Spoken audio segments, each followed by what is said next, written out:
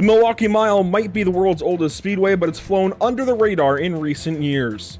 Still, racing lights up the sound of the site of the Wisconsin State Fairgrounds throughout the year, including on Father's Day weekend with the ASA and Super Late Model, something we're emulating this evening with the SARA 1/8 Racing Media National Tour. I promise I got that one right with the mic muted, getting ready, and I got it wrong with the mic on. That's just the way it goes sometimes. We'll do it live. Welcome to Pit Stop TV in the virtual West Allis, Wisconsin. My name is Andrew Cardinale IV, and it's a pleasure to join you for coverage of the Sim Auto Racing Association 1/8 Racing Media National Tour for the Ryan Kuhn Motorsports 100. Tonight's coverage is brought to you, of course, by 1/8 Racing Media, Ryan Kuhn Motorsports, and SARA Next Gen Templates. And this racetrack in particular is somewhere we rarely ever go on Pit Stop TV.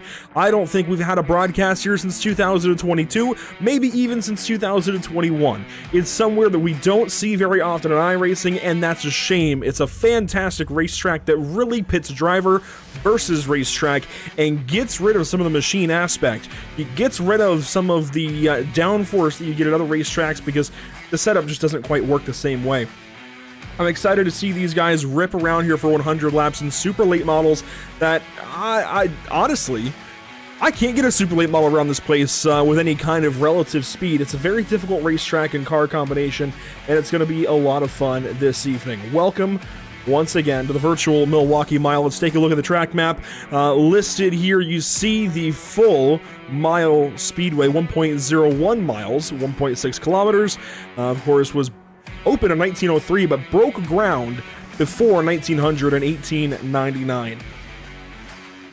We'll take a look at point standings as well coming into this evening's event, and while these guys, they aren't really racing, they're racing for a championship, but it's not the forefront of their mind. Of course, winning each single event is the forefront of their mind. Here you see Ryan Kuhn has got the points lead by just 4 markers over Cole Cabry in the second spot, and I want to be very clear here. I believe the championship total is wrong. I believe all of the gaps is correct. I think I accidentally left the 310 in there. It should have been, I think, 4 something. So my fault there. Regardless, the rest of the graphic is right. Cole Cabry 4 markers back. Alex McCullum there just 39 points back, but then it's really, even 39 points back is a pretty significant margin, and after that it's pretty significant, even more significant margins, 68, 76, 98, 101, so on and so forth through the rest of the top 10. A lot of points that need made up in this evening's event.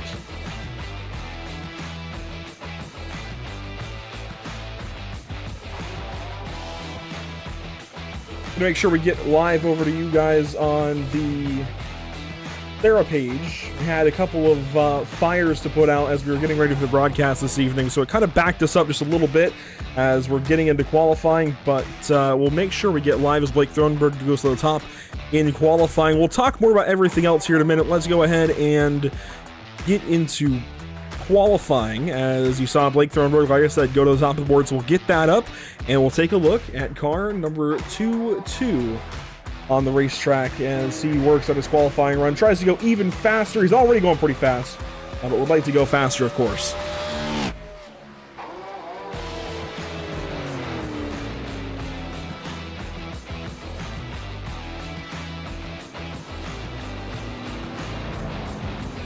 Thronberg cools things down. Ryan Kuhn goes up to the top of the board. Car 72 now fastest. Steele Langford third. Justin Crowe going to go, Steele Langford second. Justin Crowe going to go third place in the 86 car. And these guys just keep getting faster and faster on track. Car number 86, Harberts now goes faster. Here's Connell now in the second spot. He's somebody who has won here in SARA competition before. Let's take a look at John Owlett in the 8 car. Let's ride on board with John as he qualifies so far in the 9th position, now 10th. Rocky Boy goes a bit faster. Let's ride on board with car number 8 in this qualifying session. Couple of minutes to go, a little bit low off of turn 2. This is a very wide racetrack, a lot of racing room, multiple different lanes when you exit the corner, multiple different ways you can get into and out of each corner. Owlett out of turn number 4, trying to beat his previous best lap of a 29.316. He will not beat it. It's a 29.433. We await Alex McCullum and, well, there's Alex McCullum. We await Joel Smith. We at least have Alex McCullum here, car number 1. Well, right on board with Alex inside the helmet of driver 1. And that is second quick. And it looks like that will wrap up his qualifying lap. He'll be done. RJ Williams then on the racetrack. The High Rock Vodka, number 21. Justin Laxton goes to 11th.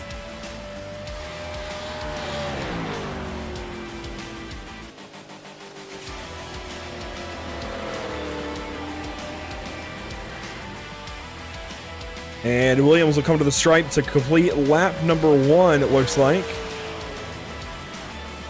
Lap 1 for car 21, it's a 29.639. A lot of work to do here on lap number 2. Joel Smith, Jim Cottle Jr. still have not turned a lap.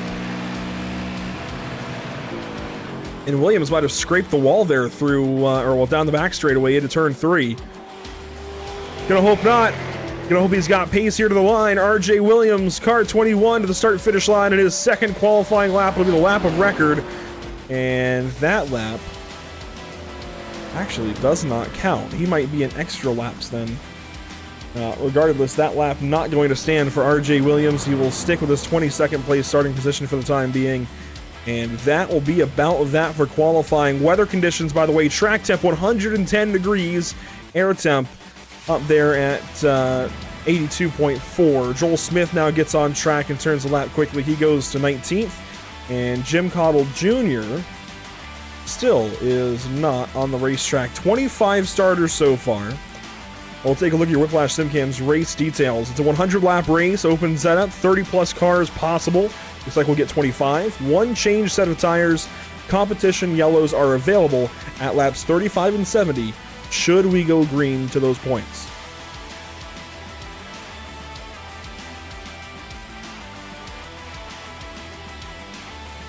I want to thank everybody involved with the SARA Super Series, and of course then the SARA 1-8 Racing Media National Tour.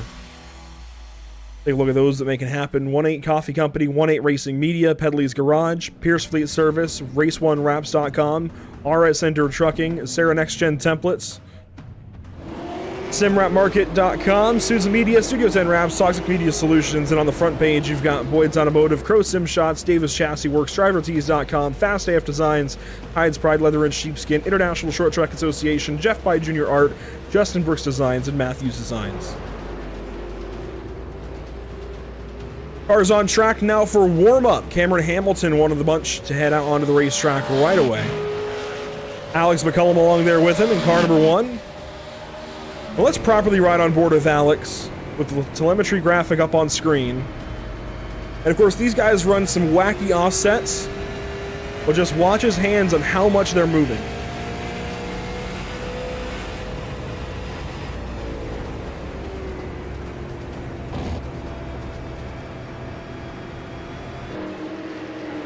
Of course, there aren't many ovals where you're on the curb. I think Martinsville is just about the only other place where you actually ride a curb on an oval. Alex McCullum, though, a 30.205 in warm-up. These guys looking to break back into the 29s.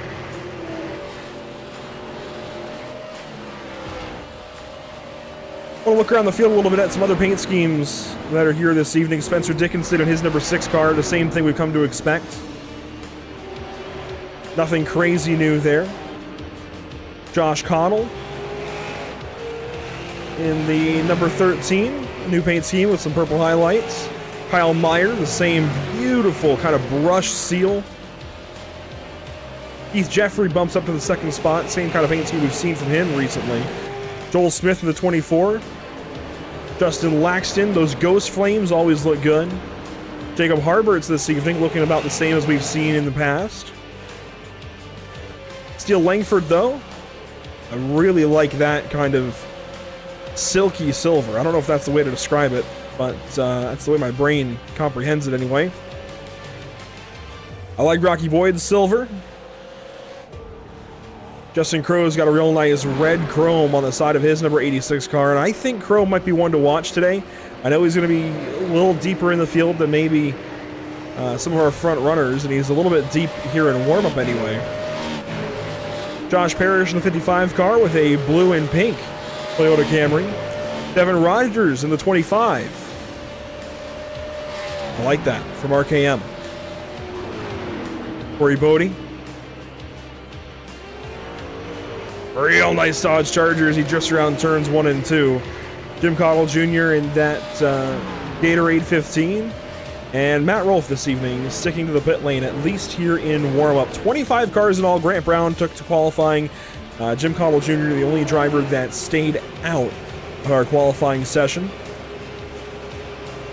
I want to take a look what we have upcoming at Pit Stop TV before we go racing this evening. We're actually back in action relatively quick with these guys on Tuesday, June 25th. But between now and then, we got a couple of weeks. Next Thursday, we go racing at Circuit de Spa-Francorchamps with GT3 cars in the North American Racing League in their 6th season of GT3 racing, partnered up with Moradness. Sunday, we head out to the New Hampshire Motor Speedway. That is Sunday, June 23rd. We're not live for the Icon Cup Series on Sunday, June 16th. We will be there for June 23rd's race at New Hampshire Motor Speedway, matching the NASCAR Cup Series that day. And we can take a look at the full schedule for these guys as well.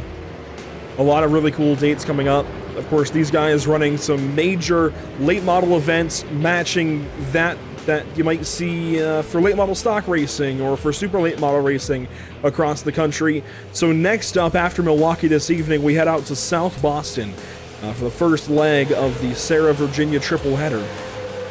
Then it's Slinger on July 3rd. That'll be a Wednesday, I want to say.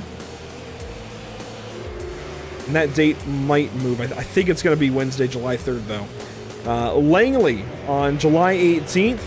The second leg of that Virginia triple header. Oxford Plains for the Oxford 250 on August 22nd. The date from Martinsville is still floating around a little bit, but that'll be the third leg of the SARA Virginia triple header. We have a to-be-confirmed event and the Fall Brawl on November 21st.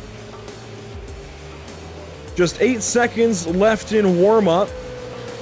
Jacob Harbert's going to win the session. Spencer Dickinson second, then Alex McCullum, Kyle Meyer, and Blake Thronberg across the board as we get ready to take a look at our CC's Business starting grid. And of course, it's been a big couple of weeks for us with the Majors 24 and a couple of other special events that we had on the channel recently. Right at the end of May, the beginning of June. Want to thank everybody that's come along and found us here on Pit Stop TV. It's appreciated that you're watching this evening for sure. And we can't wait to get things going from Milwaukee. On the front row, a couple of really exciting drivers, as always. I think some might get a little bit tired of seeing them at the front, though. Ryan Kuhn and Alex McCullum, front row for us this evening. Get ready. It's going to be one of those days, I think. Starting third and fourth, though, Josh Cottle, Corey Bodie looking to spoil things for those two up front. Starting from the 5th position, row number 3. Jacob Harbert's Rocky Boy to roll off from 6th. He's got speed. 7th and 8th, it'll be still Langford, Justin Crowe. And I really think that 86 car will be one to watch this evening. A little ways to go. He's got to go from 8th position, move up a little bit, but nothing too crazy as Blake Thronberg and Cameron Hamilton will wrap up our top 10 on the grid. 11th through 20th, we'll find Justin Laxton, Trevor Edwards, John Elwett, and Aaron Johnson to make your top 14. Josh Parrish makes it 15. Spencer Dickinson out of Mountain View, North Carolina, rolls off 16th spot. Grant Brown will roll off from the 17th position. This is one of his home races. Kyle Meyer from the 18th spot and around at your top 20. Joel Smith out of North Carolina and Matt Rolfe out of New England. Last few spots. Your full 25-car field, Keith Jeffrey, Devin Rogers in the 22nd spot, 23rd and 24th. It'll be RJ Williams and Kyle Eli. A very deep starting spot for that very fast 21 car usually. And Jim Cottle Jr. not qualifying will bring up the rear of the field.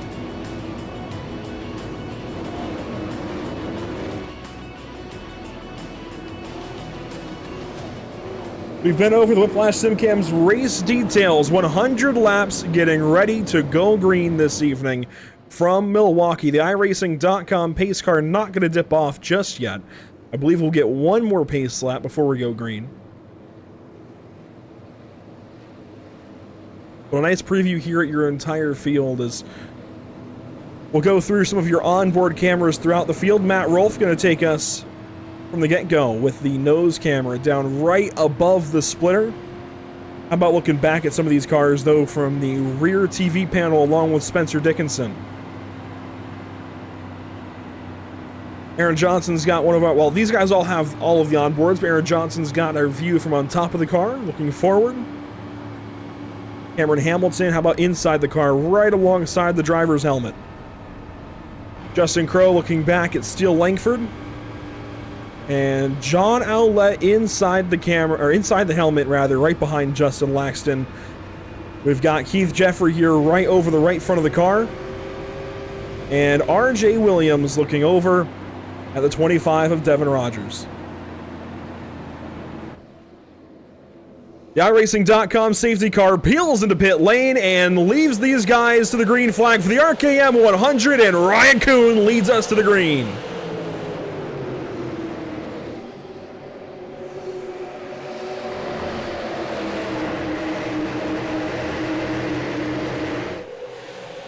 A big switch up lap one. Alex McCullum falls from second to third in turns 1 and 2. They race off into 3 and 4 side by side from the 22 of Thronberg on back. He's in 8th as they come around. Will fly by the speed shot. Lap 1 complete. A challenge for the race lead. A caution in the back. Cameron Hamilton involved in the 10.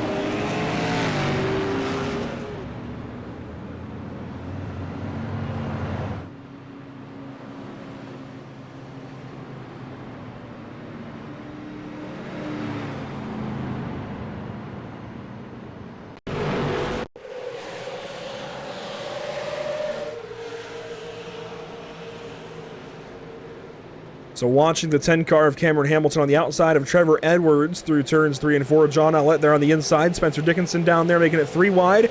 And that's where the issue comes from. Those guys being 3 abreast on lap 1. Just so little room to work with. Of course, there's plenty of room on the racetrack, but these guys are all trying to cram down to the very bottom of the racetrack. That racing line is oh so imperative to be on. You see how they narrow up very quickly. Owlett caught in the middle. Not in a great spot to be in that sandwich, and unfortunately, that means Cameron Hamilton gets the short end of the stick.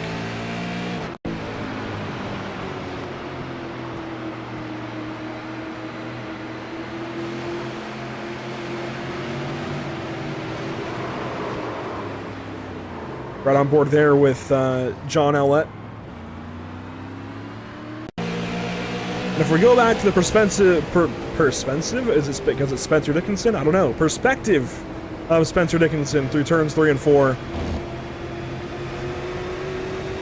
He's just minding his own business, ends up getting a bit of damage on the right side of the car. He was just trying to move up on the start of the race, and you can't blame him for that. Caution laps will not count this evening. You see, we've stayed at lap 1 of 100. We do have a couple of takers to the pit lane. It looks like Grant Brown started from the pits, potentially. And the graphic not loading would indicate that for sure. Spencer Dickinson leaving the pit lane.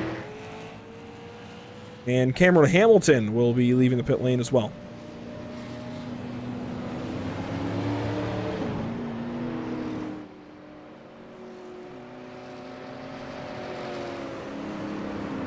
Hamilton have to grab at the back end of the field. Up front, though, it's going to be a full restart. We did not complete a lap, which means we're going to go back to the original starting order. Ryan Kuhn, Alex McCullum, Josh Cottle, Corey Bodie, Josh Harberts, Rocky Boyd, Steele Langford, Justin Crowe, and then things change up a little bit. It'll be Blake Thronberg, then Justin Laxton. Into the restart zone and to the green flag one more time. Let's try this again. The RKM 100 is underway.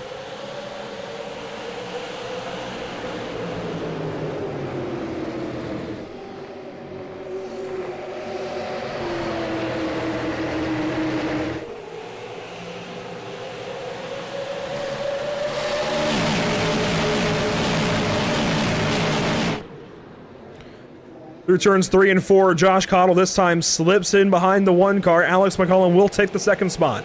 A much better start that time for McCullum, and it'll be a challenge down the front stretch for the race lead. Lap 1 complete, McCullum the fastest. Ryan Kuhn gets shoved to the outside lane, and car 1 is going to take over. He was in a pretty heated race on Tuesday at Cookout Summer Shootout, but McCullum, cool as a cucumber to get this race started, takes the race lead away. Go on board with Josh Cottle working on 2nd spot. As of late, Ryan Kuhn has had great qualifying pace and great long run pace, but hasn't had the same kind of short run pace as the shop and some of these guys that are challenging him early, like Alex McCullum and Josh Cottle.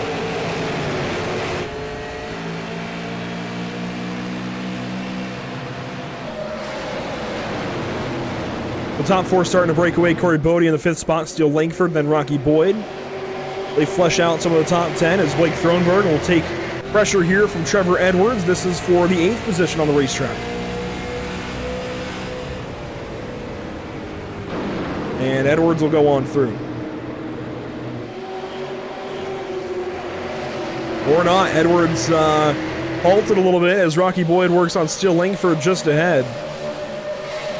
Boyd on the offensive, Steele on the defensive, and Steele Langford will just slide in. Trevor Edwards continues to work on that spot behind.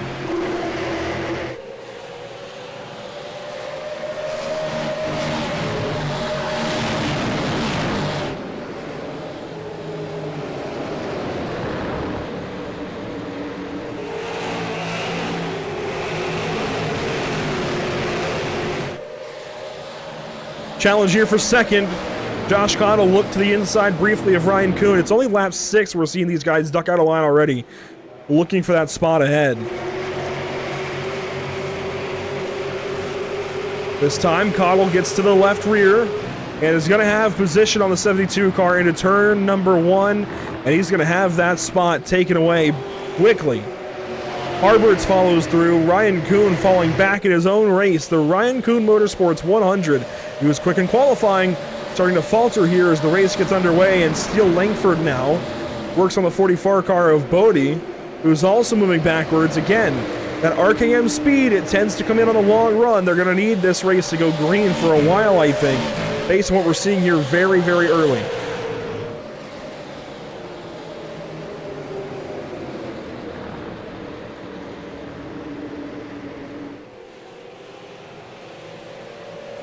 Harberts is through for 2nd.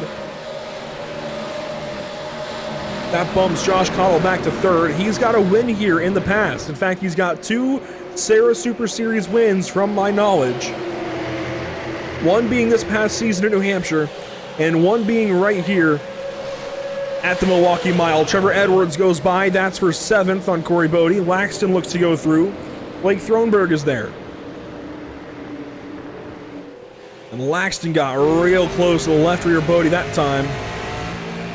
And the 44 going to slip all the way back here. He got into the wall, maybe. Look on the right side of that car. I don't see any scrapes. He might have just got up out of the gas, but he fell back in a hurry.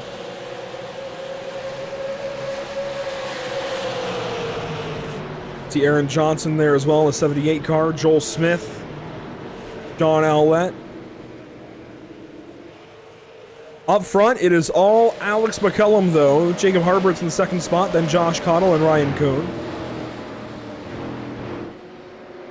Oh, Matt Rolfe is slow. He's got the wall out of turn 2 this time.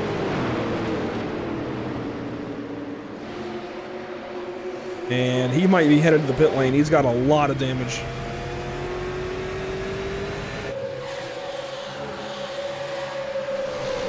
No pit lane for Rolfe. He stays on the racetrack, but boy, he got the wall good.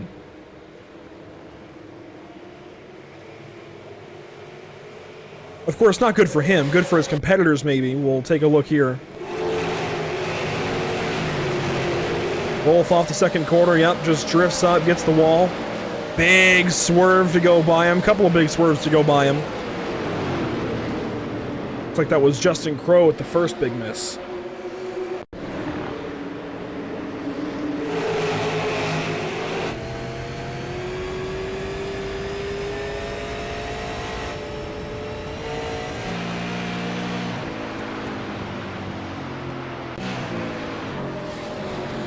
Justin Crowe doesn't always turn out for these SARA events. Good to see him here this evening. We've seen a bit more of him on Pit Stop TV recently. A couple of Misfit Tour races as of late.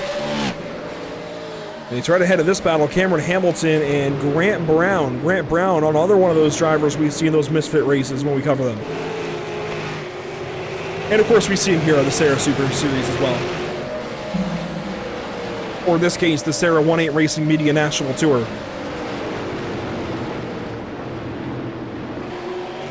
This just feels like an extension, though, of the Super Series. It really is a bunch of the same drivers. We have a few exceptions.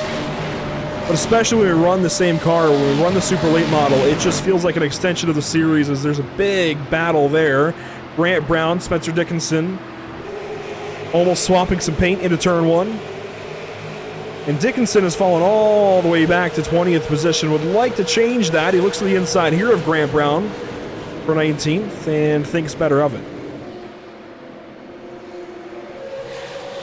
Trevor Edwards, though, looking on Rocky Boyd. This will be for the 5th position if Edwards can get there. Edwards now leading this train up ahead. Steele Lingford has fallen back to 10th. And sure enough, Edwards will stick out to the inside of Rocky Boyd and take that spot away. The 32 car very nicely calculated in that pass as Boyd now comes under pressure from Justin Laxton, who's got a bunch of speed early here. I like what I'm seeing from the 53 car. We don't always see this kind of pace from Laxton. So to have a good day going for him already, lap 16 of 100, that is a big deal. And he will clear the 16 of Rocky Boyd. And now this race starts to get kind of strung out. Everybody's starting to single file. Well, they are single file. You get those random little passes. And we still have plenty of caution potential. In fact, look at this guy right here in front of Keith Jeffrey. Aaron Johnson working on Corey Bodie. John Owlett is right behind. Plenty of caution potential yet to go for these guys. And, oh, Grant Brown, Kyle Eli, they're going to start to fight further back. There you see them side by side off the second corner.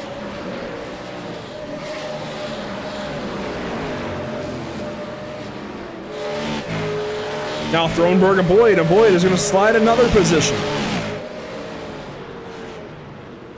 Rocky has been, I think, one of the more pleasantly surprising drivers in the Sim Auto Racing Association as of late. He's had some really nice runs, and I know there's a lot of memes about the guy. I think he embraces those, though, and uses those to make him drive better, drive more intelligently, and he's done that as of late. So all of these good runs that he's put together, very, very nice, very pleasant to see. And caution on the racetrack. It's Aaron Johnson. I told you there was caution potential. I was talking about it while looking at that group. And sure enough, caution comes out from that race that included the 78 of Aaron Johnson and the 44 of Corey Bodie. In this case, the 8 car of John Owlett is just going to tag Johnson, and he's going to go for a slide. Kind of a knee-jerk caution from the iRacing automated system. But it will spark a CC's caution flag nonetheless.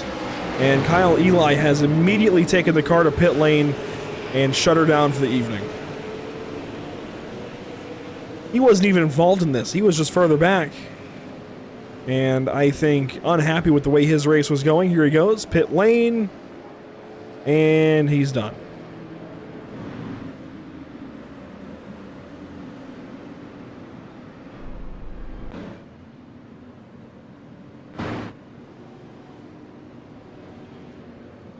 See a couple of takers in the pit lane. Looks like it'll be Josh Parrish and Devin Rogers. There's one of them. That it's Rogers in the 25 car. And these drivers likely will need fuel here today. Devin Rogers taking some. The 55 of Parrish will follow with the RKM Setup Shop logo there on his left rear.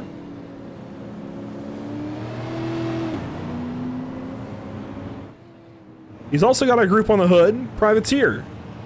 I believe, correct me if I'm wrong, but I believe it's Privateer, which is the group that'll be sponsoring our South Boston race.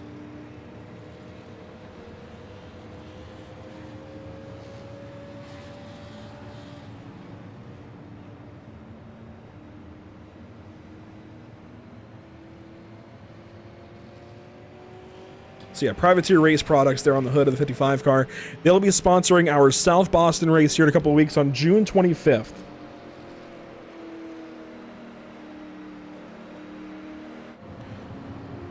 And there's a question about Jacob Harberts. Well, you can see he's second car behind the pace car. Alex McCullum leading this race. We just had a decent green flag run of about 18 laps. McCullum's the race leader, Harberts second, then Josh Connell, Ryan Kuhn.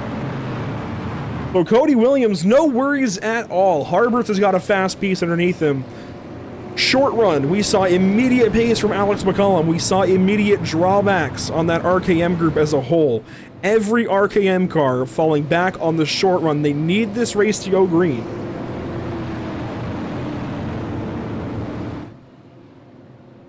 At least I think. That's what I'm seeing. They very well might feel differently, but from what I'm seeing, what I can tell you, the shop is quick on the short run. Matt Julis C, which is what is on board, I believe, the 80 car.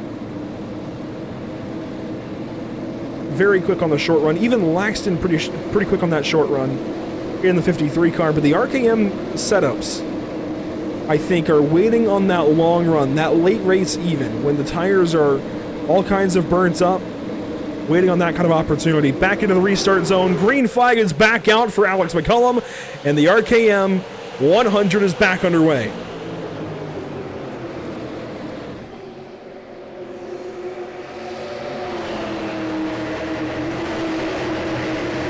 Oh, a big swerve there from Harberts. He'll get back cleared for third. Or second, rather. Gets the second spot back clear. Trevor Edwards working on Ryan Kuhn, the 72 car, falling back another position on the short run. Blake Thronberg going to try and come on through in the 22. One lap complete off the restart, and the 72 is struggling. He's clearly got a fast car, qualified on pole. He's led one lap, and since then, the race has been Alex McCullum's. Oh, he's nearly going to get turned. The 22, Blake Thronberg, drives smack into the left rear of Ryan Kuhn. Well, hello. I hope Ryan's awake now, because if not, we're going to have to go check on him. Tucking right to the door of the 22 of Thronberg, trying to stay there on the 22 and maybe sneak in behind, but that gap is closing. Not going to have an opportunity to get in front of Laxton. Justin Laxton. Oh, Thronberg slides up in 3 and 4. More contact between the 22 and the 72. Our leaders, our top 4, pulled away, including Trevor Edwards. Our first fight is just right here between Laxton now and Kuhn. Here comes Joel Smith from Elite Performance Industries. Oh, Ryan Kuhn to the wall. A bad day is getting worse. He'll just slide in, though, in front of Rocky Boyd. Rocky gives him a lane. Wow. The slide for Ryan Kuhn from pole position to 8th in the Ryan Kuhn Motorsports 100 by lap 24. Slides in behind the 24 of Joel Smith. He was popular out at the Cookout Summer Shootout this week, their first race week of the summer, a doubleheader as well, ran on Monday and Tuesday. Alex McCullum and Joel Smith racing against each other. They, of course, both raced in the pro class. I think, admittedly, Alex McCullum might have done a little better than Joel Smith this week, but I'll have to wait and see what happens in week number 2. Nearly a quarter way through this race already, and once again, back to single file. The 72 is just on the struggle bus. Big swerve from the green 78 of Aaron Johnson. He pulls down to the inside, looking at Justin Crow. Another RKM car there in the 86.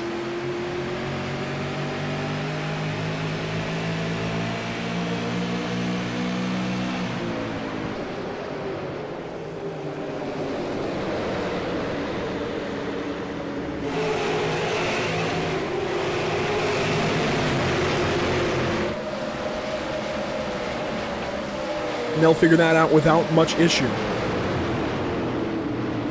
Spencer Dickinson, meanwhile, has a battle here with the 8 of John Owlett. These guys racing for the 20th position. Dickinson has it for the time being, but the number 8 would like it. Of course, Owlett's going to have to do a little more than just ask him politely. And that slide there tells me Owlett's likely going to have to settle for 21st for the time being, and the shot driver of Dickinson does pull away. Kyle Meyer moves on by Corey Bodie. Cameron Hamilton going to come on through, and Cameron Hamilton, of course, was involved in that first crash on lap 1. So he would like to rebound, certainly, I'd imagine, and will start to do so here, passing the 44. Another RKM setup moving backwards. Golly. I don't know if they missed the weather conditions. I don't know if they missed the track conditions. Or if they really just need this race to go single file green flag for a while for them to actually come back to where they should be. But it has been a very slow start for RKM. Another car off pace. It's Devin Rogers.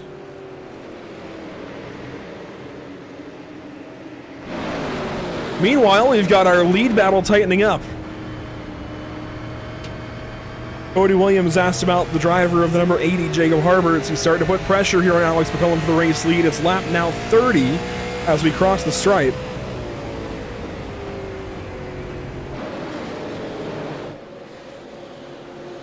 And these two have come very, very close now, within a couple of tenths, within a quarter second.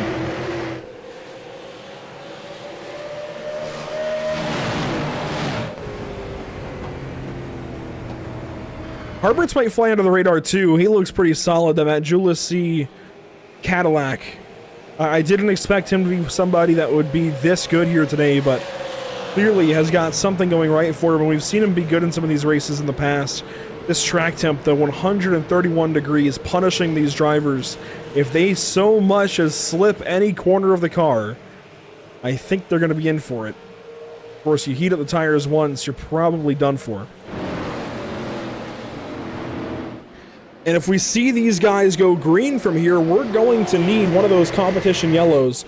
We'll see if we get one here at lap 35. We did already have a couple of cautions. I don't know that we're going to see one.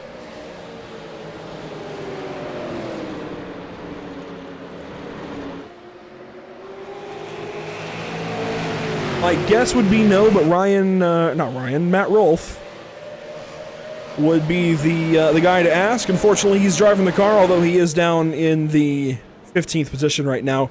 Now, Blake Thronberg has been kind of all over. He started 9th, immediately dropped back to 10th,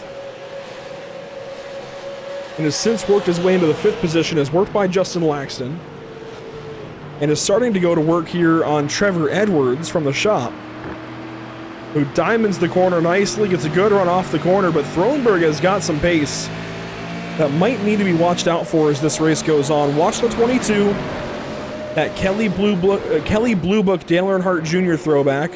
The problem, though, is I see another mistake on the 22 when he was racing Ryan Kuhn some 10 laps ago.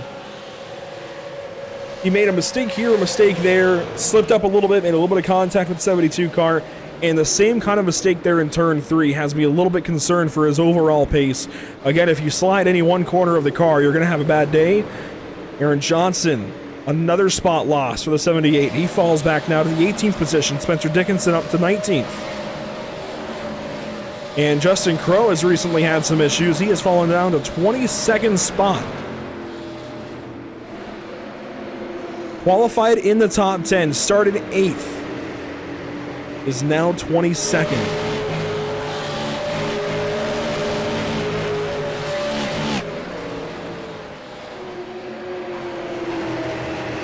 And very well documented how far and how fast Ryan Kuhn has slid. He's down to the 9th position now after starting on pole. Has that one lap led, so at least he has that going for him. He didn't let McCollum take the race lead without without Ryan leading a lap. Always a positive.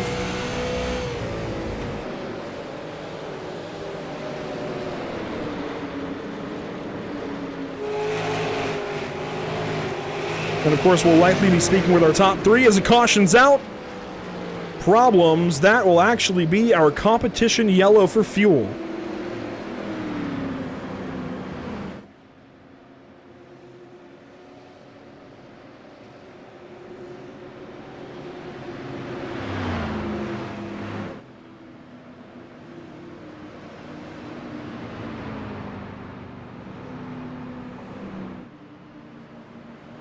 Well, while we have a moment before pitting, we're actually going to grab a driver and talk to them real quick. It's going to be Rocky Boyd. And Rocky, I'll try to keep this quick, but so far, definitely some speed concerns on the short run from you RKM guys. Is there any way you can remedy that? We're hopefully going to keep up with the track here as we go on, but I don't really know, to be honest with you. I feel like we've got a good piece. It's just can't run with the guys in front of us right now, so hopefully some things change here in the late going. I'll let you get back down with your crew chief here for the pit stop. I'm going to grab you again, though. Be ready. Yes, sir. Thank you. So pit stops here for fuel. Not everybody is coming down the pit lane, but we'll let him get back to it for a brief moment. And there you see, he's actually one of the first to get down to the pits. Ryan Kuhn will follow. Jacob Harbritz comes in under this caution. A lot of the shop guys don't, though. Alex McCullum, Trevor Edwards, those guys not in the pit lane.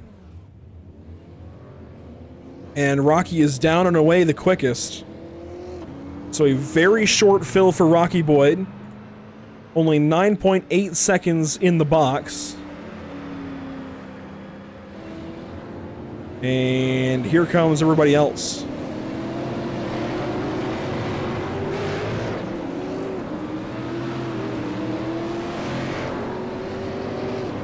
Well, we'll grab Rocky again and talk to a driver who has had some slight issues to get going here. Rocky, is that fair to say? I mean, it seems like you guys have pace for sure. You all qualified decently well. But Ryan has slid back big time. You ended up passing him there. Is it a short versus long run thing, or is it something with the track conditions?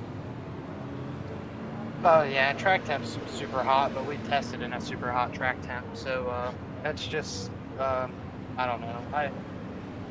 We tested in a little bit more track state, but I'm assuming most teams did as well.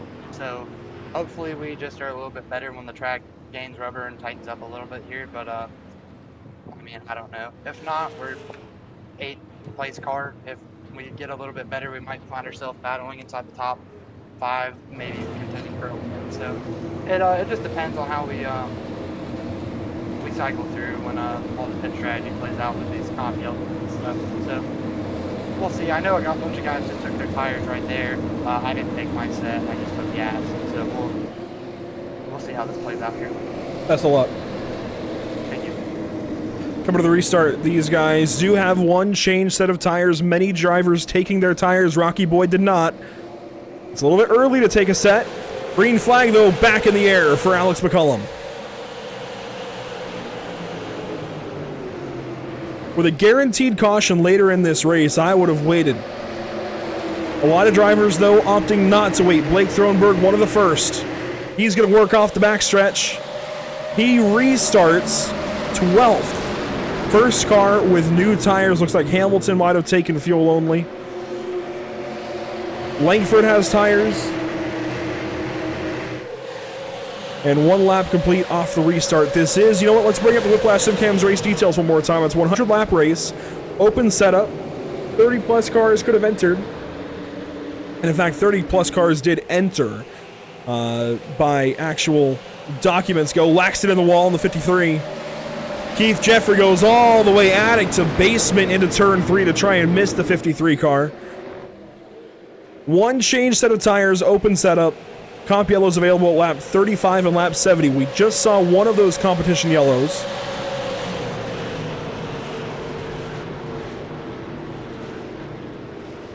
And Jeffrey now sliding up through 3 and 4. Those new tires in the back, they are not coming to life yet.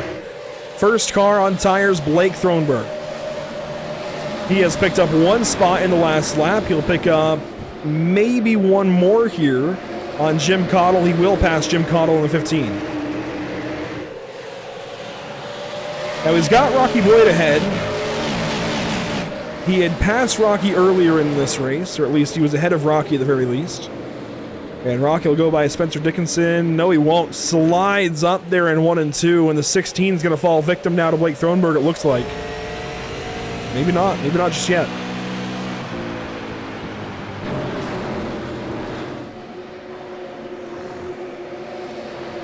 Everybody keeping things close. Some racing deeper in the field. Grant Brown, Cameron Hamilton, John Owlett, Jim Cottle, Steele Langford, Ryan Kuhn there in the 11th position.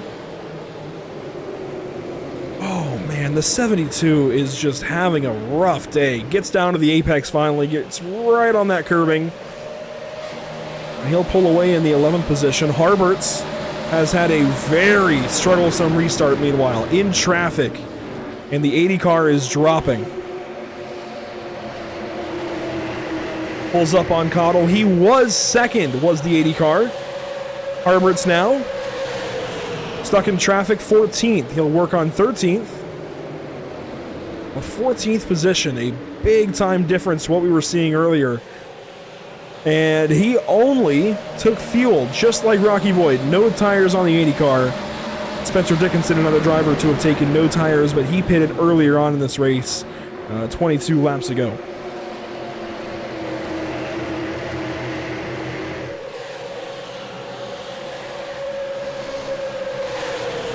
A move here. Harberts looks to the inside of Steele Langford as they hook around the inside wall there at turn 1. Harberts has position on the 33 car, is going to pull up out of turn 2 and get even. And try to have position down here in turn 3. So Harbert's coming back to life. He's now into 12th position. Still, though, 10 spots shy of where he was earlier in this race. Is now Rocky Boyd has had to let Blake Thronberg go by. Thronberg into 8th. He's the first car on tires.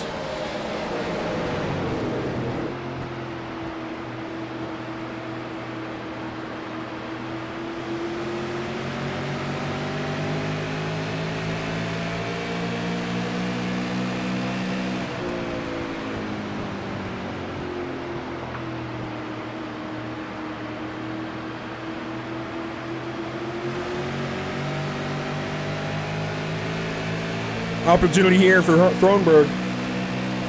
And this will be for 7th spot. It's going to be a pass. Kyle Meyer lets him go. You see Blake get a good run out of turn 2. He'll pull up now on Keith Jeffrey, about a car length back. This is for 6th. The only battle closer than this, or I guess close otherwise in the top 10, is actually ahead of these guys. Joel Smith, Justin Laxton. Laxton hanging about 2/10 off the back end of Joel Smith's car. And Thronberg has got position at the turn 1. Pulls to the inside of Keith Jeffrey. Pass not complete. Vincent Loria chiming in. He's from the Icon Cup Series that we cover on Sunday evenings. While we won't have coverage with them this Sunday from Iowa Speedway, he was rather busy behind the wheel and on the mic even at Sonoma Raceway a week ago. Look forward to seeing Vincent back at New Hampshire on June 23rd. You can catch all of the Icon Cup Series from then on just about on Sunday evenings on Pit Stop TV. At 7:45 p.m. Eastern. A little bit deeper. Rocky Boyd, Ryan Kuhn, and Steele Langford in a line. In fact, throw Corey Bodie in there. You've got 4 different RKM cars in a line, working from 11th through 14th. And that, I believe, is the front end of their assault on this field. I don't see an RKM car higher than that, unless I'm missing somebody. Certainly none of the top 3 or even 4 or 5 or 6 or 7 or 8.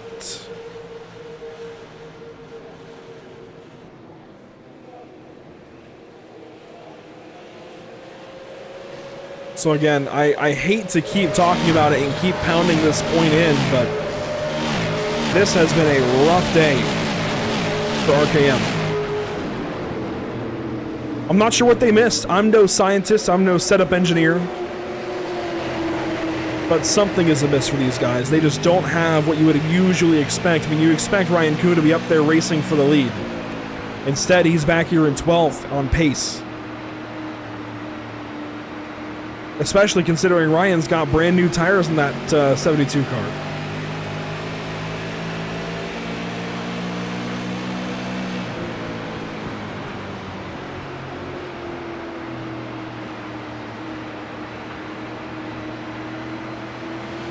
See Ryan still right on the back end of Rocky Boyd. This is very close. They aren't exactly fighting at this point. These guys riding in a line very early in this race, still working up on halfway. In fact, here comes Alex McCullum to make it exactly halfway complete.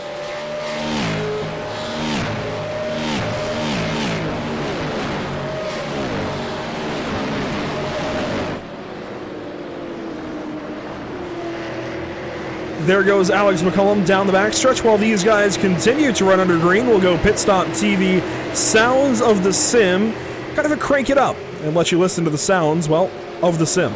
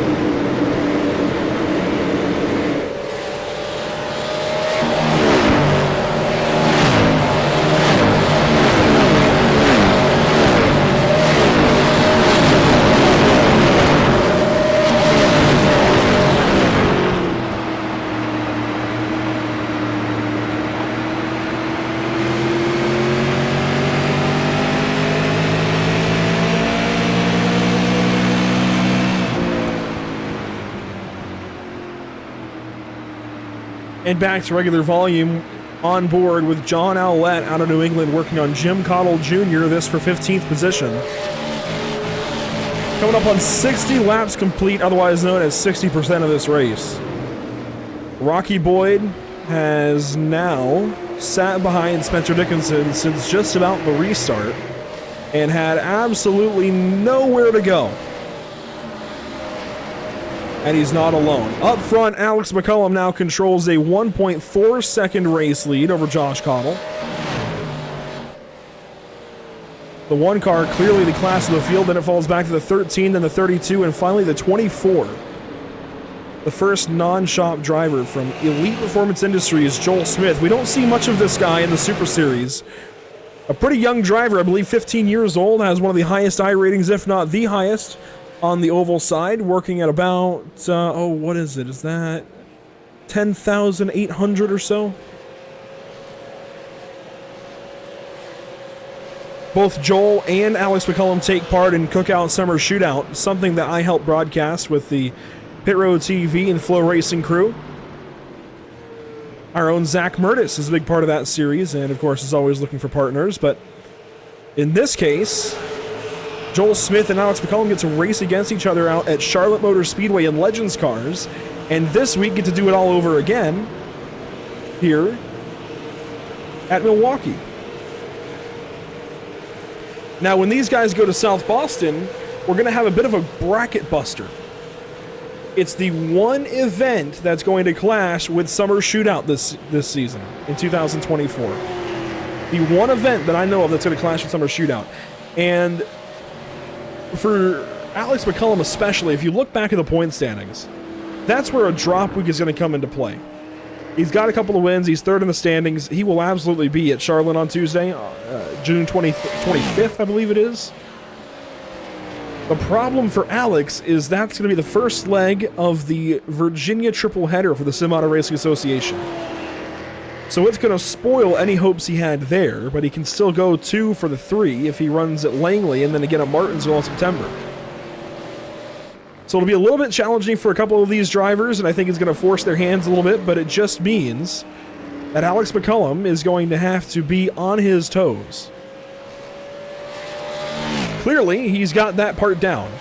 He's got 1.7 seconds now back to a teammate in Josh Cottle. First good battle on the racetrack, it's for 6th. Jacob Harbert's now working on Blake Thronberg. Harbert has been very patient behind the wheel and has worked up into this 7th spot.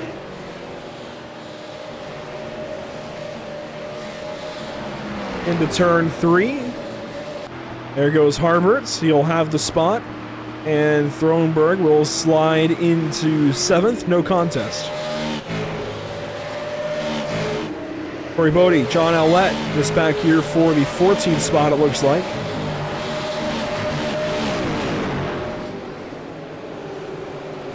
Actually, that was for 15th as Owlett goes by the 44 car. Jim Cottle Jr. now working on Steele Langford.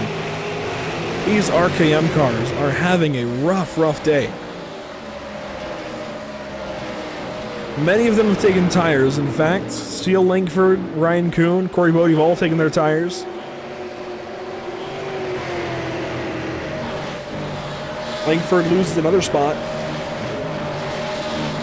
They're going to have some track position, though, which they might be saving this entire run, knowing they're going to get that track position here in about 7 laps. When we get to lap 70 and complete that lap, we're going to have a competition caution that's going to bring these guys back together a little bit and give the rest of this field an opportunity to take not only tires, but also fuel.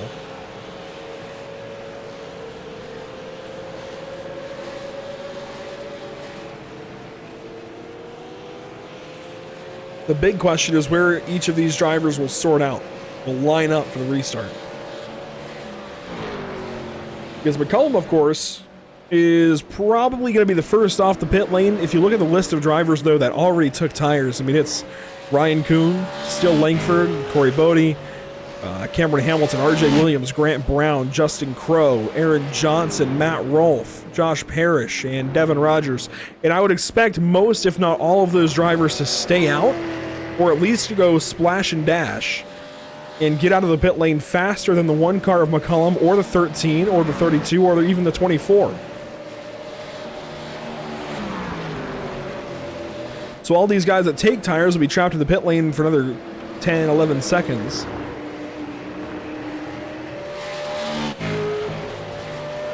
And some of these guys that took tires will be able to splash and go and get back on the racetrack and have that track position going into the final 30 laps, which I think might be the hope that Ryan Kuhn and company have in plan to hopefully help them get to the end of this race. And I think even this spot here, Ryan Kuhn can let Jim Cottle Jr. go, knowing that he's going to have him back after pit stops here when we have our comp yellow. So Cottle pulls up, makes no move.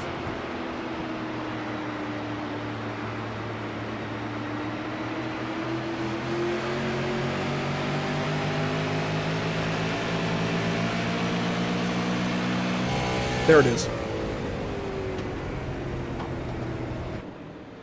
Move made by Cottle. He'll go by. That's for 12th. And Joel Smith, we saw it briefly while talking about McCullum and his speed, has been working up to Trevor Edwards. They're going to have about 3 laps to go this time by the stripe to that competition yellow. But Smith has slowly been working through this field. In fact, Joel has gone from starting in the 19th position to running 4th.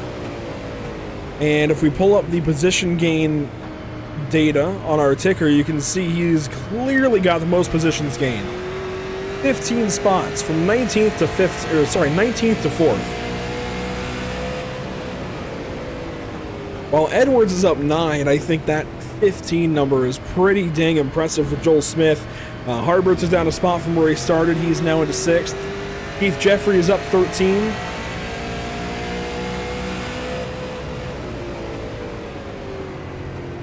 Down 12, though, for Ryan Kuhn and for Corey Bodie and for Justin Crow, all running RKM setups. Now, we're on lap 70. Alex McCullum takes lap 70. We should let these drivers complete this lap before the caution flag comes out. You see Devin Rogers has gone 1 lap down. And that is on pace. The 25 is just off the mark today. Joel Smith continues to work on Trevor Edwards. Won't have an opportunity. He's going to back off, knowing the competition yellow is coming. And this time, out of turn number 4, it's not a race win. You can call it a stage win, maybe, for Alex McCullum. He leads us to what should be another competition caution. Another opportunity for these drivers to pit and take tires.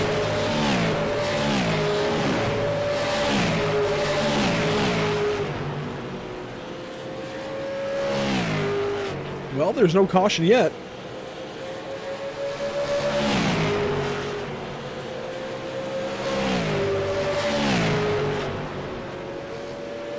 There it is. So we waited for the entire field to finish the lap so that scoring would count.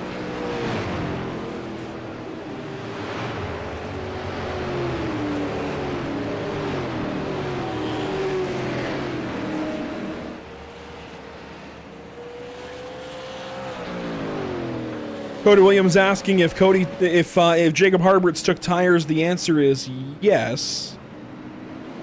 The 80 car was on tires. When these guys go back green, it'll be easier to give a full rundown just because timing and scoring moves around a lot under caution when we have caution laps not counting. But this will give you a pretty good idea as well, the cars that do and don't pit. So McCullum leads the charge into the pit lane, followed by Connell, Edwards, Smith, Laxton, Jeffrey. Looks like Kyle Meyer, Spencer Dickinson, Rocky Boyd is back in, Jim Cottle Jr. is in, John Owlett is in, Cameron Hamilton is in. And that should just about cover everybody else who needs to pit for tires.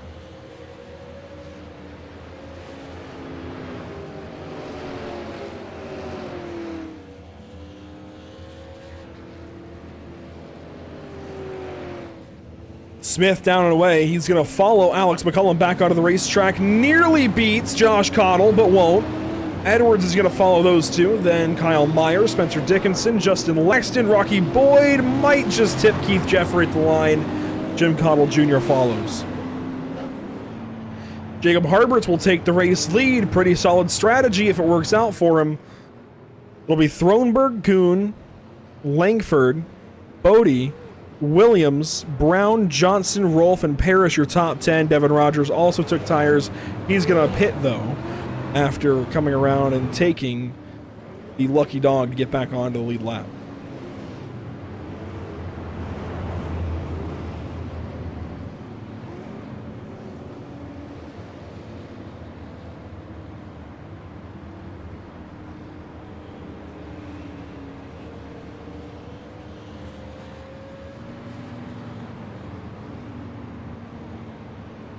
So Jacob Harberts will be your race leader, followed by Blake Thronberg. Ryan Kuhn is going to cycle to 3rd.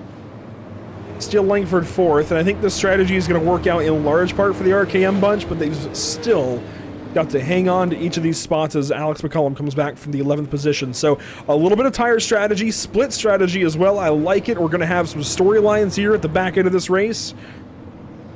Before we go to the end, though, another look at what's upcoming for us at Pit Stop TV. Next up, after this broadcast, our next broadcast is in a week.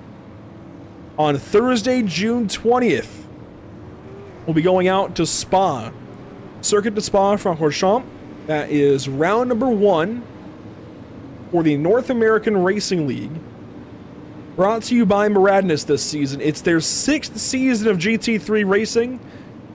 Unfortunately, because of car BOPs being brand new after the build that was dropped last Tuesday, they won't have the new Corvette and Mustang in the grid. I know, it's disappointing.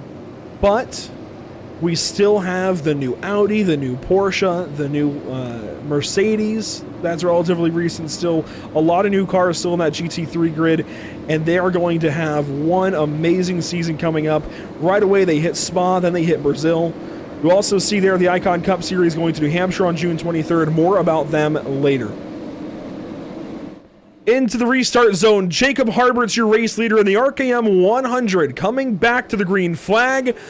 30 laps to go. In fact, 29 as we take the green flag. Ryan Kuhn back into third.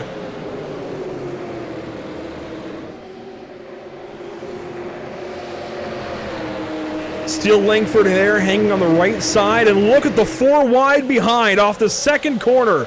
There is nowhere to go as they race through the Hornet's Nest. Joel Smith trying to go somewhere. He's just going to tag the back end of Trevor Edwards, it looks like. Alex McCullum already up a spot. He's going to work into the 9th position. Now working on 8th as he works on Grant Brown. Still 3 wide behind. Josh Parrish in the middle. That's Matt Rolfe down low. Spencer Dickinson up top. The row behind. Oh, hello, 4 wide by the name of Rocky Boyd. What a move through the middle. He's going to pass 3 cars in a corner. He's still got to complete the pass, though, on Spencer Dickinson. But one hellacious move, and he's got all those spots. Kyle Meyer's going to drop all the way back 4 wide again behind him. And finally, things calm down. No, one in the wall hard. It's Jeffries in the 88. A big hit.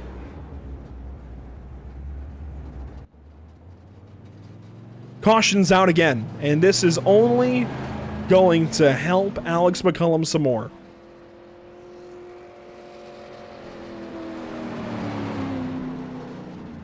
And Jeffrey's done. Keith Jeffrey checked up for that move with Kyle Meyer into turn 3. Down the front stretch, he was racing with Justin Laxton, who comes down the racetrack a little bit and hits Jeffrey, who just immediately got sent down the racetrack. Nothing he could do. I think there'll be what's the word? A segment named for the driver of the 53 car after this race on Shop Talk.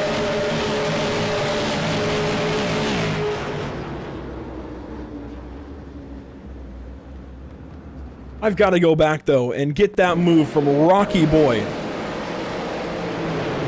Watch the 16 here. Puts it 4 wide between Parrish and Dickinson up top. Rolfe down low. What a move. Let's watch that from his perspective. He's sitting here 3 wide, wondering where he's going to go. And a gap is just going to open up here between the 0 and 55. He takes it. And boy, did that pay off. He's able to get those 3 spots in a corner. Gets by Meyer, gets by Connell, gets by Rolfe, gets by Parrish, and gets by Dickinson. In the first half of that lap, he took 5 positions.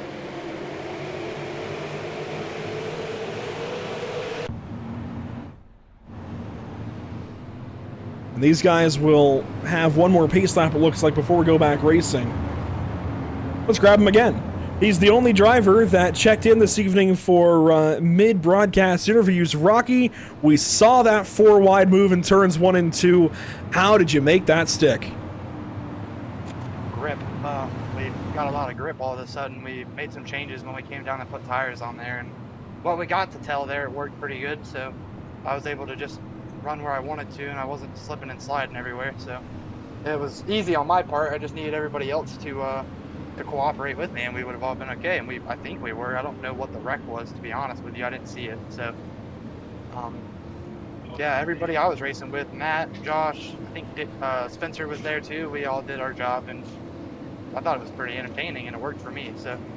It was more than entertaining. You get 3 spots in one move, I think 5 in the first half of the lap. So you move up, now you're going to restart 12th. How does the car feel overall?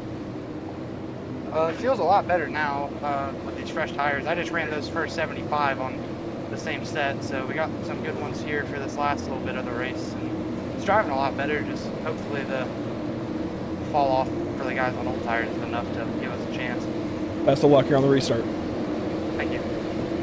Rocky Boyd, an insane 4-wide move. He's going to have an opportunity here to go for more. Back to the restart zone. The RKM Ryan Kuhn Motorsports 100 is back underway at Milwaukee. Big restart for Jacob Harberts down to turn 1. 3 wide behind him. Joel Smith on the inside of Aaron Johnson and Trevor Edwards. He's been forced out of the curbing again by the 78 car. Contact. RJ Williams is going to go for a spin, and Aaron Johnson's going to get hooked for it in the 78. He's going to go hard into the outside wall.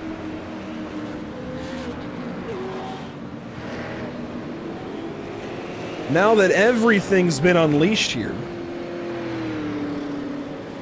the field is put back together. Everybody is going for broke. And I wonder where the 78 car is going, if he's just going back up to get his spot or if he's looking for the 24 car. I don't think he's happy with the driver of the 24 currently, and it looks like there might have been a problem behind for Kyle Meyer. So we'll watch from the blimp. Watch the green 78 and the blue 24. Right here. They're side by side. Then you see Grant Brown check up. Kyle Meyer goes for a spin. Matt Rolfe involved. Rocky Boyd is right on the outside of that with the 78, and he gets the outside wall. Not as hard as I thought, but gets it, and gets tagged there by the 14 as well of Grant Brown. Now behind them was that issue with Kyle Meyer and Grant Brown. He was in both incidents. So apparently don't be around Grant Brown on a restart. Golly.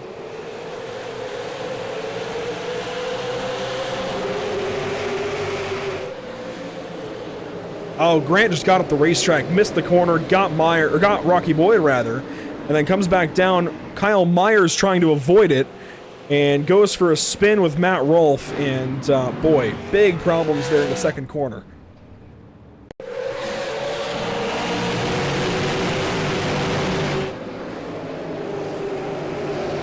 Brown just missed the corner big time. Kyle Meyer gets hit there by the 0.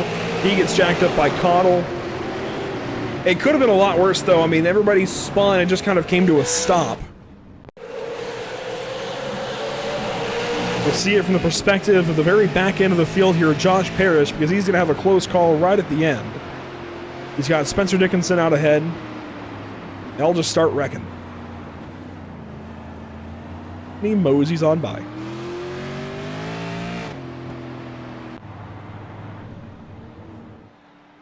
RJ Williams going to come around after a brief pit service.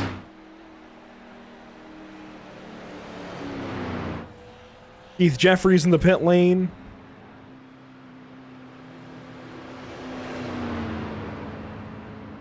And Matt Rolfe also comes around after a brief pit service. In the 0 car, you can see a bit of damage to the right side of that machine.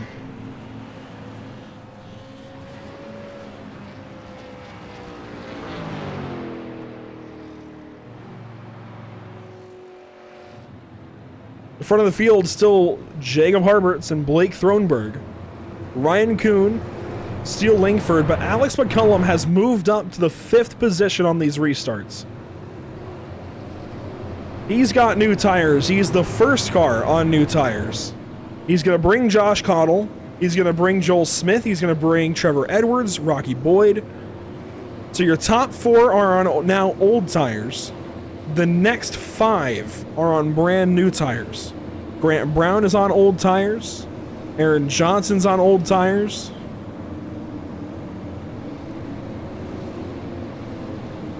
So your top 4 have the track position that everybody behind them wants. Just 25 laps, though, for Jacob Harberts, Blake Thronberg, Ryan Kuhn, and Steele Langford to hold off new tires in the RKM 100, the Sim Auto Racing Association 1/8 Racing Media National Tour.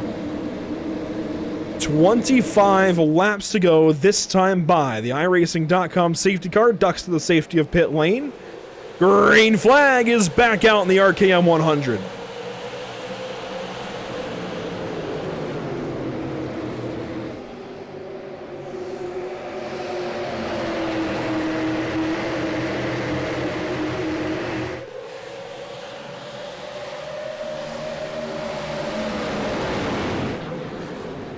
Oh, Alex McCullum, big checkup on the bottom, right behind the 72 of Ryan Kuhn.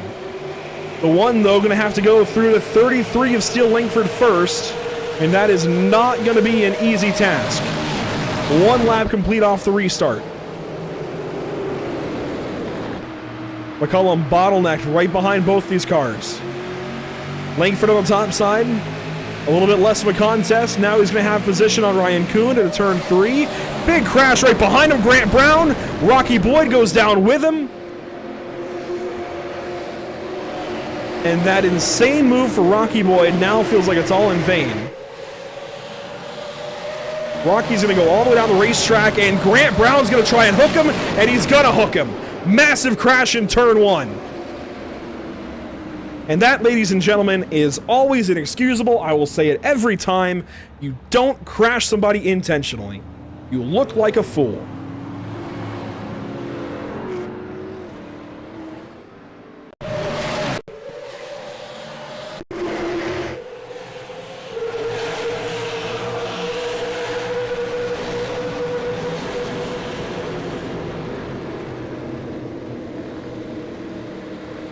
This is a simulation, guys. Rocky Boyd tries to cross up the 14. I don't think Grant appreciated that. Understandable. But the solution is not to go right hook the guy on the front stretch.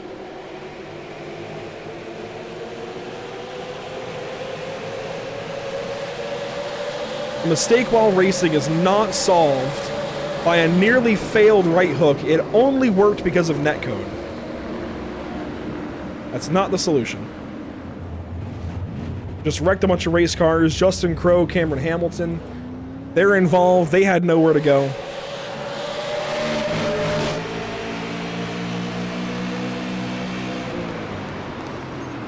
Man.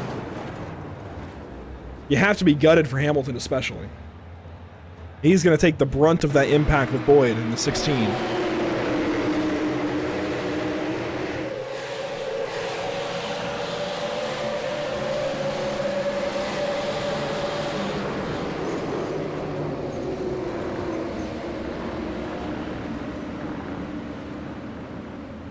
That's a shame. That whole incident is a shame.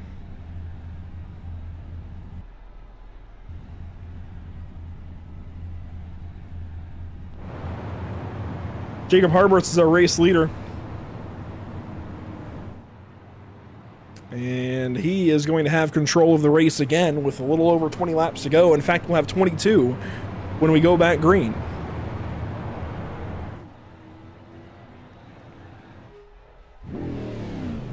There's Cameron Hamilton in the pit lane trying to get back out there.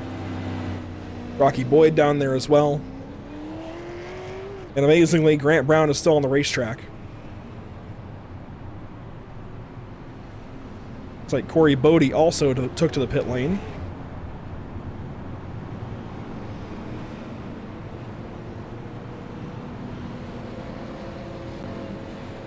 We'll come back fully live, and there's the 14.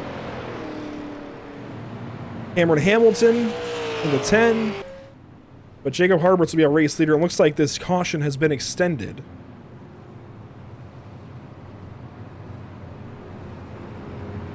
And it looks like maybe one car has pulled down low. No? Well, we can talk more about what's upcoming here at Pit Stop TV anyways. That middle slide, the Icon Cup Series, going out to New Hampshire Motor Speedway June 23rd. Now, they're off to Iowa this weekend. They had a very interesting incident. We'll leave it up to you guys to decide what's right and wrong. But a very interesting incident that Vincent Luria was a part of, and he was in the YouTube chat not so long ago.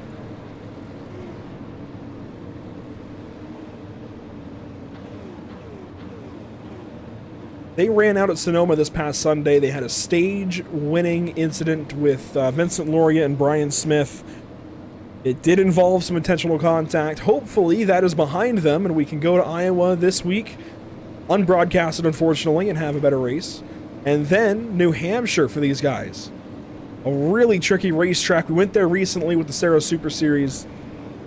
That should be a lot of fun, though, on June 23rd. New Hampshire always feels like it should be in July. That's just a July kind of racetrack, even as hot as it might be.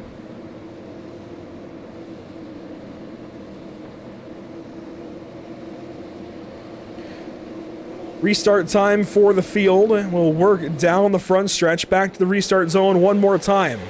Big restart once again for Jacob Harberts in the 80. McCullum on the top side. He's the first car on tires. He's going to have a big run here on Ryan Kuhn. He's going to break through for third. Big restart for the one car.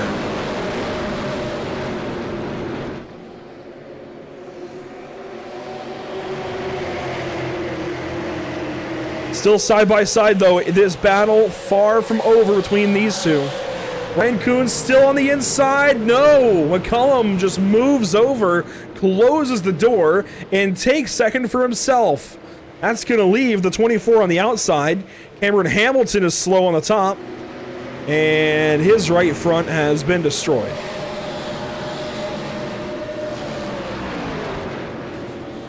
And here's our two fans of each other, we'll say. That's okay. Blake Thronberg now contest from Alex McCullum. This for second spot. The JDR Graphics #1 slides down low. Fell back a little bit at center of the corner. But I think Alex is going to have it. 35 lap better tires on the one car versus the 22. And through turns 3 and 4, hello Alex McCullum. That's going to be a pass for second place.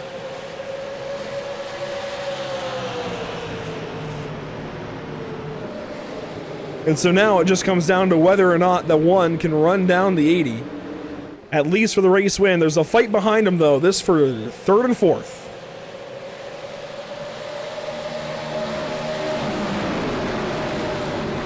Ryan Kuhn going to follow on through. He'll follow the one car. Ryan back into the top 3. Joel Smith now going to try and work the bottom. And Blake Thronberg has been put on the outside lane lap after lap now and keeps falling back. Poor guy. Still Langford there in tow. Josh Cottle, Trevor Edwards, Jim Cottle, Justin Laxton, the top 10. Caution.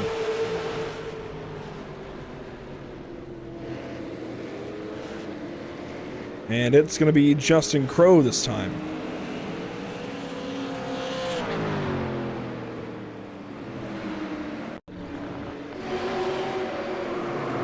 Oh, it's actually going to happen in front of Justin Crowe. Matt Rolfe in the 0 with a spin.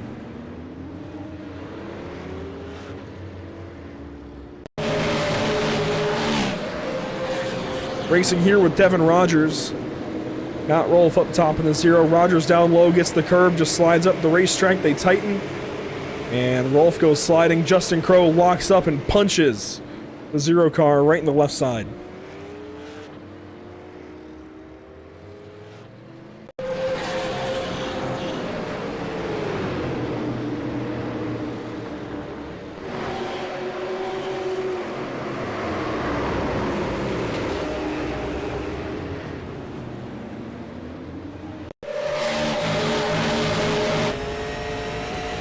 On board with Justin Crowe.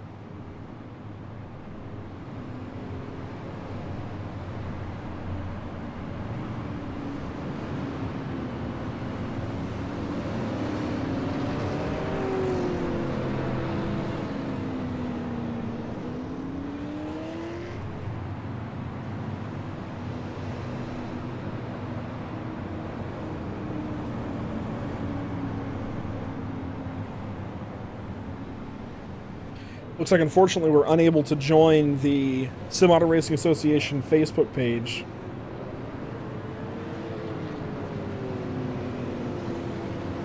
Some kind of error keeping us from going live over on Facebook.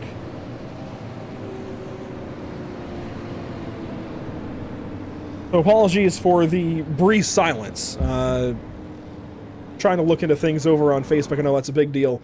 A lot of viewers over there. Unfortunately, not able to join you through that route, but that's okay. We'll have 17 laps to go this time by. Kyle Turzak, Ryan Ellis checking in. Jacob Harbert's going to lead us to the green flag. It'll be Alex McCullum second, Ryan Kuhn, Blake Thronberg, Joel Smith, your top 5. Sixth will be the 33 of Steele Langford, the 13 of Grant Brown, Josh Cottle rather. Grant Brown's in the 14, way back yonder.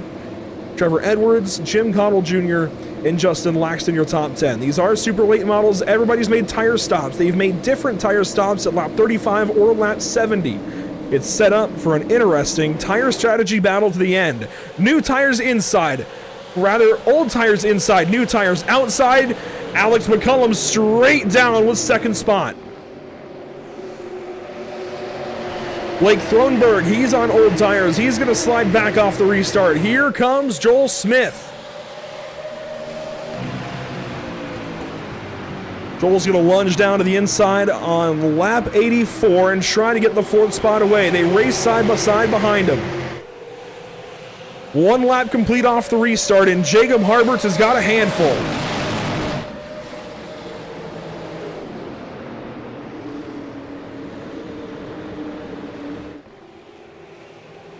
$16 to go that time by. A little bit of a slide for the 1 car of McCullum. They stagger behind. Trevor Edwards moving around. Your fight for your top 3, though, on screen. Harberts, McCullum, and Kuhn. Of course, this is the Ryan Kuhn Motorsports 100. And if anybody wants to go to victory lane the most, I think it's the driver of the 72 car. A very off first run. Some adjustments there at the pit stop. And suddenly a completely different race car. Even on old tires, he's got some strength as here comes Alex McCullum to the inside of Jacob Harberts, who shuts the door in turn 3.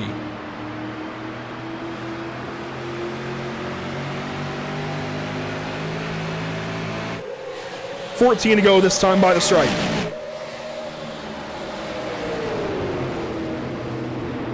Right back down to the inside of turns 1 and 2. Harbert's still leading. McCullum second, Kuhn third. You're not missing anything out back. The best battle on the racetrack right here is now Ryan Kuhn follows McCullum down to the inside. And contact for the race lead. McCullum slid up just a little bit and got into the 80 of Harberts. They're going to drag race back onto the front stretch. McCullum, Harberts dead even across the stripe that time. Harberts still up top. McCullum's still down low. New tires on the inside doing numbers for the 1 car of Alex McCullum. You have to wonder, though, how punishing the 80 might be now that there's been contact made. Herbert slides back, center of the corner, faster from McCullum. Back to the stripe. Alex McCullum leads by a half a car, no, a quarter car. And this time in 1 and 2, he's going to grab the curbing, but McCullum's just going to have the 80 clear. Official change for the race lead. Car 1 back out front. Here comes the 80. Harbert's back to the inside, has to back out early. Almost had position on Alex McCullum, and now I think the cat's out of the bag. 11 laps to go. Harberts is still going to try back on the inside. And he will get there. Side by side for the race lead once again. Down the backstretch. You see just how close these two are and how close McCullum is to having the 80 car cleared.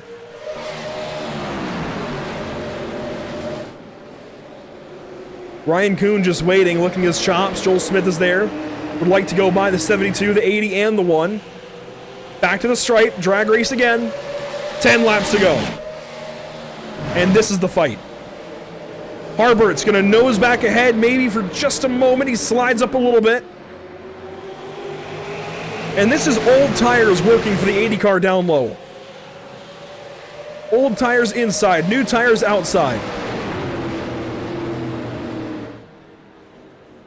Harberts with the inside. Right back to the curbing. A solid run, a bobble there out of McCullum. That was everything Jacob Harberts needed. He's going to lead that lap by 4/100ths of a second.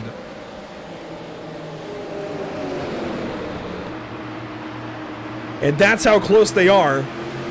The one has already been into the 80 at one point. A little bit of contact a couple of laps ago down in 3 and 4 when McCullum was trying to make the pass. Harberts stays clean here in 3 and 4. That was 9 to go. Here comes 8 to go.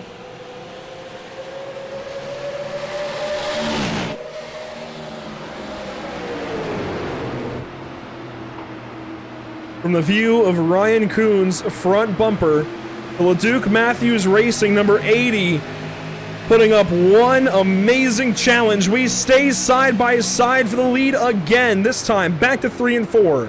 We're going to have 7 laps to go when we get back to the stripe. It doesn't get any better than this, ladies and gentlemen. Super late models at the Milwaukee Mile on iRacing.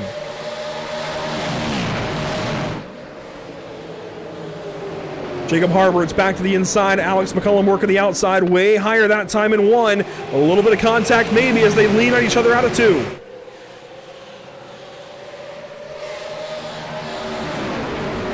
You don't get short track racing better than this, and it's not even on a proper short track. How about that?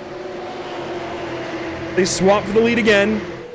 Harberts this time going to lead the drag race to the stripe. If that were for the win, it would have been the 80 down low. Harberts has got to be white-knuckling around every single corner. Still working the inside. Ryan Kuhn still nowhere to go. Down to turn 3. Nearly contact between these two again. Harberts sweeps him out wide. McCullum has the nose through the center of the corner. Off the corner, it's a run for Harberts. No, for McCullum, he pulls. 5 laps to go. 5 miles of racing in the RKM 100. That's how close they got. They made contact there in 1 and 2 again. And this time, Harberts is going to pull forward for it. More contact. They lean on each other. 4 laps to go this time of the stripe, and it's just rinse, repeat, lap after lap. We keep going back and forth.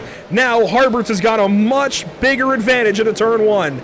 Nearly clears the one of McCullum. Contact there, McCullum slides back, and finally, we're not side by side. Alex McCullum falls back to 3rd. Here comes Joel Smith, a block from McCullum to turn 3. That might have been the best super late model racing I have ever seen on the iRacing.com sim. Somebody needs to go back and count the laps side by side. 3 laps to go that time by McCullum. Noses to the inside of Ryan Kuhn. Oh, wow. Contact there between the 1 and 72. McCullum just drove him out of turn 2. Ryan in the wall. And Kuhn's going to fall all the way back now to 4th. Alex just doing everything he can to get back to Jacob Harberts. Just drove Ryan Kuhn off the corner and into the wall. 2 laps to go. Popsicle sticks that time by. Working lap 99 of 100. Ryan Kuhn had a chance for 98% of the race. I don't think he's got one now.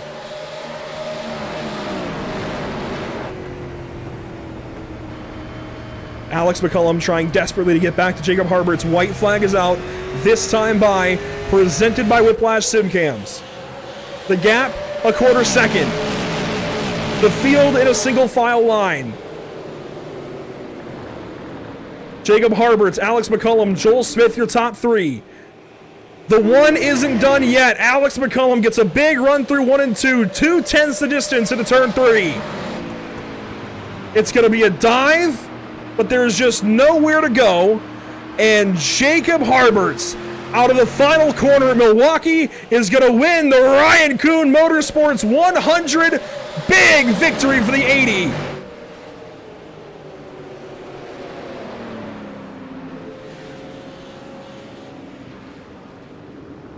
Wow. Absolutely incredible. You've got to respect every bit of that.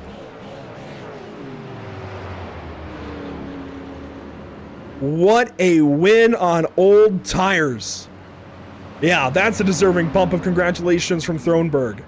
On old tires for Jacob Harberts. Frustrating the next 3 behind him.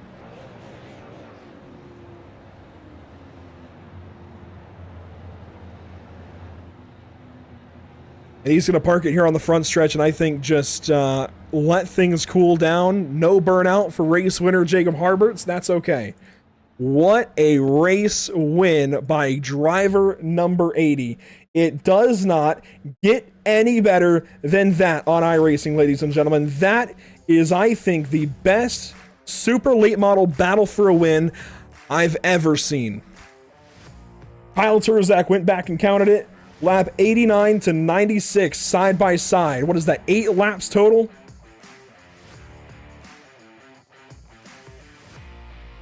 Absolutely incredible. Jacob Harbert's the race winner. Let's go through your unofficial race results while we wait on drivers to join us. Jacob Harberts, Alex McCullum, Joel Smith, the top 3 separated by just over a half second. Ryan Kuhn, Josh Connell, your top 5. Trevor Edwards, Steele Langford, Blake Thronberg, Justin Laxton. And how about Jim Connell Jr. just checking in for the top 10 there, 3 seconds back of the race win. A look at the rest of the top 20 as our race winner has made it to Discord. Jacob Harberts. I think that is the best battle for a win I've ever seen in a super late model on iRacing. How did you use those old tires to keep this one from Alex McCullum? Man, that was wild. That whole last restart, you know, I knew I was battling a tight car with each caution that we got. The car was just getting tighter and tighter. I knew it was just a matter of time before the one car came back up, you know, through the field, because he pit on that second competition caution, and you know, I was confident in the tires themselves, but the car, I was just tight, but I was doing all I could to hold them off. I really had to park it center, you know, on the 1 and 72 when they were behind me, but I can't believe I was able to get by the one car again. You know, once he cleared me, I got the crossover, but I thought I was going to be too tight to get around him. But we were side by side for over 10 laps. It felt like, and just we were lucky enough to come away with the win. Probably were side by side for more than 10 laps, but it was a consistent period of 7 or 8 laps side by side. Those old tires had to be screaming. What do you think of this? Strategy being opened up by this race format this evening? 100 long laps at a mile-long racetrack. You have those 2 competition yellows that are guaranteed, 2 opportunities to get a set of tires. That's different from what we see in the SARA Super Series and a lot of these events. Do you like that more, or do you dislike that more? Well, there's pros and cons. I guess for me, you know, I like it. I typically thrive in the longer strategic races, you know, where we have pit stops or have to save tires. That's just kind of more my thing, or at least, you know, goes in with my driving style, or, you know, whatever it may be. It really doesn't make a whole lot of sense, you know, with a 100-lap race for me to be able to maintain the lead like that on 35-lap older tires. But you know, we were able to make it work. We surely weren't the quickest car at the end, but just quick enough to hold them off. Well, a big-time race win for you and Matt Julisee Speed Shop. A really, really big day here at Milwaukee. Congratulations. I mean, big time. That was a hell of a race win battle. I don't think I've seen it done any better than that, and you come out on the winning side. 20 laps led. Hopefully we're talking to you in a couple of weeks. We're going to South Boston. How do you feel about that with late model stocks? I'm looking forward to it. I love the late model stock car even more than the super late model, so we're looking forward to a strong showing in that one. Once again, Jacob, good to talk to you. Congratulations. Hopefully we're talking to you in a couple weeks. Thank you.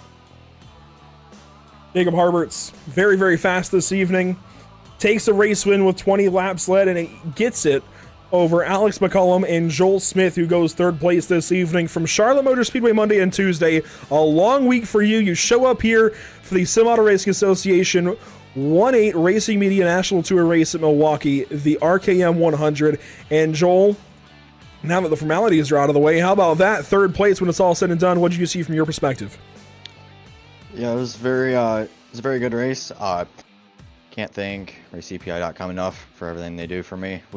I was pretty surprised we finished third, especially after our P19 qualifying effort. I thought a top 10 would be a really good day, but once we got the yellow and stayed out that first stage, it just kind of helped me. And then throughout the run there, it just kind of strategy just kept coming into play. And overall, at the end, we got third there. It's not quite a race win, but considering you don't usually race with these guys, aside from these National Tour events, this has got to feel like a pretty big success now. Yeah, especially racing against, guys like Harberts, Kuhn, McCollum, Cottle, Edwards, some of the best guys in Super Series and some of the best guys on the sim. And prior to this, I had no big track experience either, so I kind of came in here blind, just kind of throwing something together, kind of hoping for the best. But yeah, it's pretty cool to be racing in this event and with all these really good guys and be able to pull a top 3 out of it was pretty awesome. I know you're a busy guy. I know you've got Summer Shootout, of course, through the summer and Legend Car Racing year-round. But do we see you in more of these events? Do we see you in more of these races like the RKM 100 today? Yeah, for sure. I plan on making the most of them as I can. I would love to make all of them. I have a lot of fun when I do these. I mean, especially with the amount of competition you have with all those good guys that are in Super Series or just all the good guys that are on the sim in general. So yeah, I plan on making a bunch of them, as many as I can throughout the summer whenever I get time to run them. Well, congratulations, third place when it's all said and done. Podium effort. Hopefully we're talking to you in a couple of weeks. Well, we won't be talking to you in a couple of weeks at South Boston. That conflicts with Summer Shootout, unfortunately. But hopefully we see you at Slinger then, Wednesday, July 3rd. Yeah, hopefully I'll see you there. Joel Smith this evening, third place on the podium. Good to talk to him. And it looks like no Alex McCollum this evening, so we can go down and speak with our fourth place finisher, Ryan Kuhn. And Ryan, we noted the slide back in what felt like kind of stage one, that first 35 lap run to the first competition yellow, talking about how far back you slid in hopes that it would be this comeback story. You'd go back and get the race win. It wasn't quite meant to be. What happened there at the end? Yeah, I didn't expect the track temp to be that hot, and in the official series, the track temp's a lot cooler. So I ran the same gears. I did that. I think that's part of it. The other thing is I was probably a little too free. I tightened up on the pit stop a little bit, and it wasn't enough. So just a little too free and missed the gear a little bit. I never really got to the chip at the end of the race. So, but honestly, if I think we had maybe one more yellow, I might have had a shot, because it seemed like every yellow, it just got better and better and better and better, and it worked out good. If we stayed green from lap 70, I think we would have finished like 9th or something like that. But thankfully we had some late yellows, and was able to hang on to 4th. It was just, and I think I had a little bit of left front damage too, just kind of caught the car a little off balance, but that's all right. We got a 4th, good points day, and yeah. Now, do you want that caution before or after the contact with the one car? What happened from your perspective there? Yeah, it's just hard racing, just side by side attitude. I got a little loose. I think it was just kind of, we met in the middle, and he came up, I came down. I was a little free anyways, and just a little contact. There's no big deal. Like I said, I probably needed like one more yellow, like probably around lap 90-ish, and I think we would have been really, really good, but never got it. But that's okay. We still run really good at the end, and I'm very happy with the night. Well, congratulations, big time here, Ryan. Best of luck when we see you hopefully in a couple of weeks. I know this isn't quite the race you wanted it to be, so hopefully you come back and are strong here at South Boston and going on. I mean, you were the points leader coming in. Anything there? Do you have any hopes, I guess, to obviously you have hopes to maintain the lead, but do you have any feelings, I guess, in the points lead? Yeah, I wasn't really coming into, I didn't even know there was points. Honestly, before the season started, I didn't even know they were going to have a point system. I thought it was just kind of like a national series, just kind of run the Torn Series events. But that's actually pretty cool that they have a point system. I think that's going to be really fun. But hopefully we can hang on to it. We got the pole, a couple extra bonus points there, led a few laps. I think that's a few bonus points. But we didn't lead the most laps, which kind of hurts a little bit. But that's okay.